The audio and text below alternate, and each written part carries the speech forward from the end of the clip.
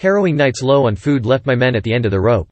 Earnest in all my intentions, but I know rationing the food is what made my men succumb to the depths. Leviathan, hold strong, I prayed, hold until I can get them back home, hold until these torrential rains stop, hold until I can buy them another pint. Prayers mean nothing to the sea. Minutes felt like hours and my eyes burned from the salty waters. Everything still felt like it would be fine. It wasn't our first storm and I'd like to hope that some men slept through it. Panic didn't set in until I saw the cliffside. Locked on her trajectory, my champion, Leviathan, was doomed to be dashed upon those stones. Even though I shouted at the top of my lungs, I can't say that everyone heard my warning. Abandoned ship. Forlat Skuta. Forlat. Seconds later the impact threw me forward and more pungent brine filled my mouth. Even after this, ever present was my foolishness. The shoals embraced me like the loving arms of a companion I left at home. Heed my warning when I say you will never be prepared for the sinking of a ship. Even if you hold your breath, it'll flee from your lungs after hitting the frigid and bitter water. You'll be nothing more than a hapless babe floating in the current.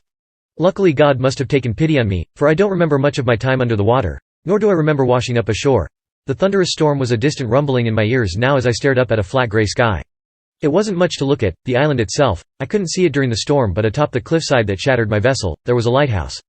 Grimacing from the pain of my aching body and burning lungs, I began my haphazard stumble up to the lighthouse. Hefting my weight across the island proved to be tedious with my injured leg. The door was ajar when I reached the top, and when I called nobody answered. How such a building had been left so unkempt made the pit of my stomach boil. The fate of the Leviathan and my men could have been kinder had there been someone here. Our vessel could not have been the first to wander precariously close to the island, and I wonder how many other men were left in my position due to this discarded responsibility. Under the furniture or behind picture frames were the only places not caked in thick layers of dust, and emerald rust flowered over anything metal. Something wasn't right. Even if the lighthouse was decommissioned, they wouldn't leave personal effects scattered around, and there wouldn't still be cans of food in the pantry. Knots formed in my stomach when I heard a moan. Not caring who lay in the room, just wanting there to be someone else, I hobbled as fast as my broken leg would allow. Overjoyed as I was at first to see Tomas, the youngest member of my crew, he was splayed over a moldy couch and looked unwell. Weak and with labored breathing, I knew the boy wouldn't have lasted long here. Stairs presented another challenge for me and I hauled myself up to the next floor, hoping for a better bearing of the situation at hand. My nose was assaulted with a putrid and sour scent. There lay on the second floor a man who I assumed to be the former keeper, swathed in the light of the window. He lay entirely still. Yanking myself back down the stairs in horror, I dared not tell Tomas what I saw. I stayed by his side, and when he awoke he yammered all night, but didn't make it to the morn. Suitable grave sites were in short supply on the island, and I did my best with what I could to give Tomas a dignified resting place. I didn't venture upstairs again until I could no longer bear to see the keeper's still visage through the floorboards. I didn't know the man, but I had hoped his family could forgive me for the way I cast away his remains. Never once did I consider myself blessed to be alive, and especially not now that I was left alone with few supplies. A long time ago, when I was a little boy, my Mormor told me a tale of a fisherman who overestimated his craft and lost most of his family to the sea. Never did I think myself to be like foolish Elias, chased by the drog.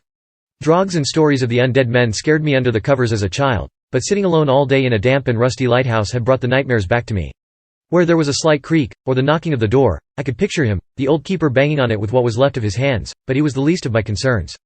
Ocean water. Nasty stuff, but it was my only other option when there was no rainwater.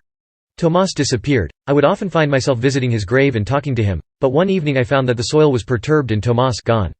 Later that night I awoke, and I could hear his haggard breathing over me. I dare not look upon his face, lest I provoke. Echoes came from the main tower stairway up to the light. Perhaps it was the keeper not knowing his service was done long ago. When mist blanketed the island I could see faces in the fog, and I could hear my men's gargled calls for me.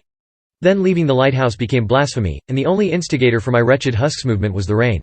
Mustering any kind of strength now felt absurd, as I found myself looking more and more like the keeper as the days grew on.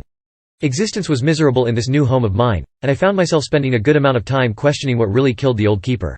Loathe is a kind word compared to how I felt about this place. Escaping had occurred to me, but there were too many dangers lying out on the sea. I could have tried lighting the lamp at the top, but there was no whale oil to be found and I knew the drog was guarding the tower. As I went to sleep I could hear them all laughing at me, the captain who killed his men, the captain who crashed his ship, the captain who would not let Tomas suffer another day on this cursed island.